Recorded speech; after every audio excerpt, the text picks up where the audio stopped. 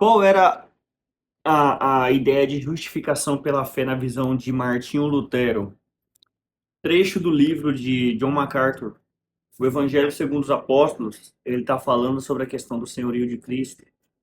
E aqui no final do livro ele vai citar como Lutero via a questão da justificação pela fé em relação à obediência à santidade que um cristão deveria ter ou não. Porque o livro de John MacArthur é para combater essa ideia de que a nossa fé em Jesus Cristo não requer de nós uma obediência de vida, de santificação. E o trecho que diz está aqui na página 252. Lutero diz assim: a fé verdadeira da qual falamos não pode ser produzida por nossos próprios pensamentos, pois é exclusivamente obra de Deus em nós, sem qualquer contribuição nossa. Ou seja, você não é salvo por seu mérito e você não se achega a Deus pela sua força. Você precisa buscar a Deus, ou Deus precisa buscar você. Deus precisa encontrar você para que você creia nele. Como Paulo diz aos Romanos, é dom e graça de Deus, obtido por um homem, Cristo. Entende? É o que diz também em Efésios, que a salvação é pela graça, mediante a fé. Isso não vem de vós, é dom de Deus para que ninguém se glorie. Portanto, a fé é algo muito poderoso, ativo, inquieto, eficaz, que, ao mesmo tempo, renova uma pessoa e a regenera, e a guia em um novo modo de caráter de vida. Então, não tem como a fé não te transformar, ok? De modo que se torna impossível não fazer o bem sem cessar. Ou seja, uma pessoa regenerada, restaurada pelo nosso Senhor, ela vive uma vida totalmente diferente.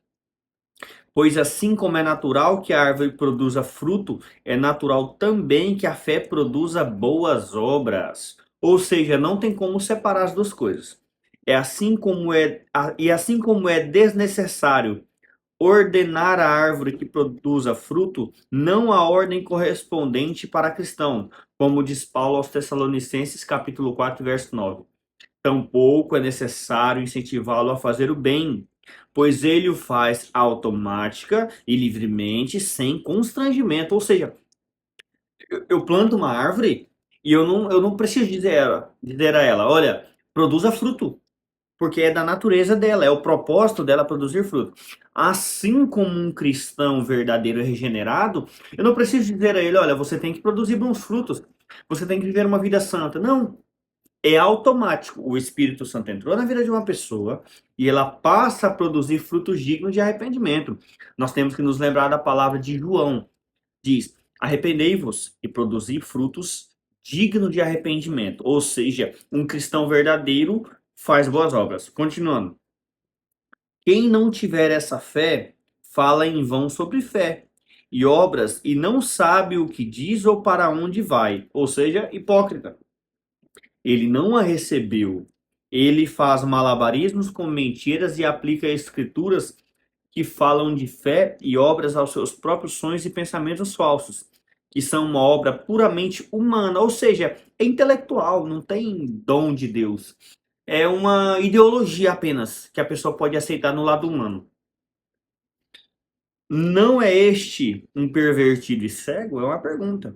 Ensinam que não podemos fazer uma boa obra por nós mesmos. E então, em sua presunção, põem-se a trabalhar e atribuem a si mesmos as mais supremas de todas as obras de Deus. Ou seja, ele fala que a gente não pode fazer, mas quando ele faz, ele fala que é ele e não Deus. E a fé produzida a partir de seus próprios pensamentos pervertidos, ou seja, é tudo fruto da imaginação louca da pessoa. Por conseguinte, tenho dito que é, é, devemos desesperar-nos conosco mesmo a orar a Deus por fé, como fizeram os apóstolos em Lucas 17:5.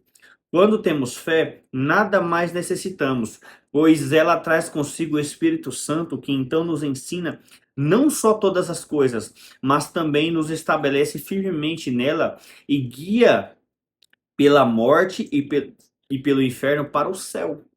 Ou seja, a fé é o princípio. A fé genuína em Cristo puxa todas essas outras coisas para a nossa vida. Continuando. Agora, observe. Damos essa resposta de que as Escrituras apresentam passagens referentes a obras por causa desse tipo de sonhadores da fé inventada por conta própria.